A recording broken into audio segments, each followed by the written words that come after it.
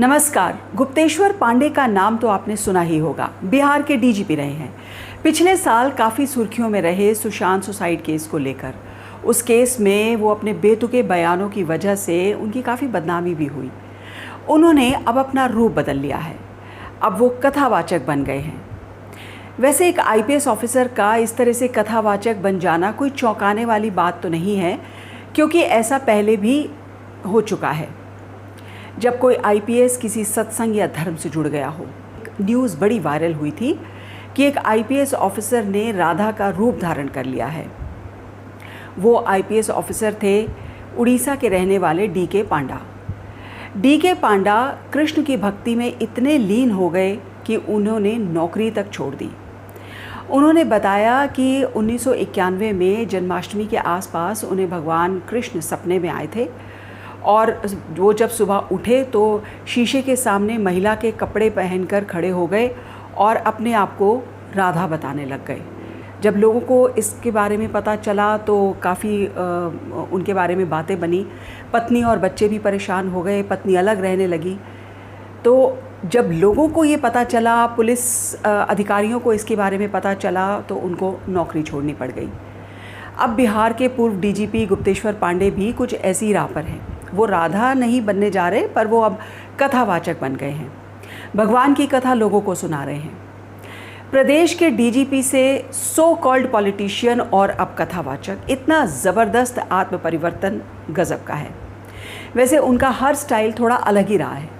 जब वो बिहार के डीजीपी थे तब भी शराबबंदी के दौरान जहां लोगों के शराब के ठिकाने बंद करवाने में पुलिस लगी हुई थी, तो डीजीपी साहब जनता के बीच जाकर लोगों को शराब के नुकसान के बारे में ज्ञान देते थे। सुशांत सिंह राजपूत के केस में दरअसल इनका नाम खूब खबरों में रहा। सुशांत सिंह राजपूत के केस को नीतीश कुमार और गुप्तेश्वर पांडे ने मिलकर पूरा का पूरा पॉलिटिकल रंग दे दिया। सुशांत का बिहार कनेक्शन देखते ही ये कूद पड़े गुप्तेश्वर पांडे अनशन बयान देने। आखिर बिहार में कुछ समय बाद चुनाव जो होना था, तो फ़ायदा नीतीश कुमार और गुप्तेश्वर पांडे दोनों को इसका उठाना था। गुप्तेश्वर पांडे को नीतीश पॉलिटिक्स में लाने के लॉलीपॉप दे रहे थे। खैर, उस मामले में तो वो कुछ ना कर पाए। उनको मुंबई पुलिस ने कुछ करने नहीं दिया और उन्हें मुंह की खानी पड़ी। उसके बाद आए बिहार चुनाव।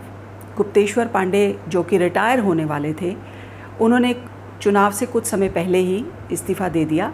नीतीश कुमार ने उनको लॉलीपॉप जो दे रखी थी, जेडीयू में शामिल हो गए।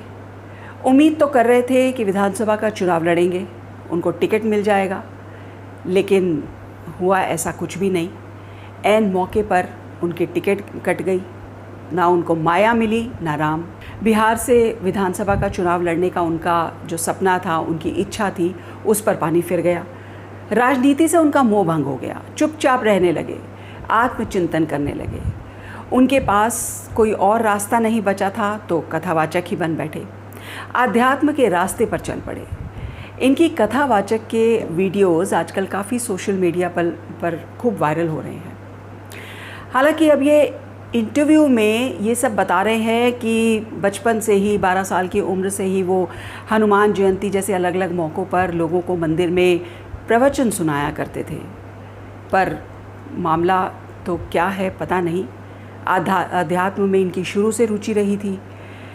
इसमें कुछ नया नहीं है, ये इनका कहना है। सेवा अवधि में भी कई अनुष्ठानों में इन्होंने हिस्सा लिया, लेकिन ड्यूटी के दौरान ऐसा कथा कहने की, इस तरह से कथा करने की इजाज़त नहीं थी, इसलिए वो नहीं कर पाए। उनके हिसाब से अगर बात की जाए तो अंतिम लक्ष्य ईश्वर के चरणों में पाना सही तो था, मगर देखने से तो ऐसा लगता है कि विधायक की कुर्सी ना मिलने के बाद उन्होंने अपना अंतिम लक्ष्य मजबूरन भगवान के चरणों में बना लिया है।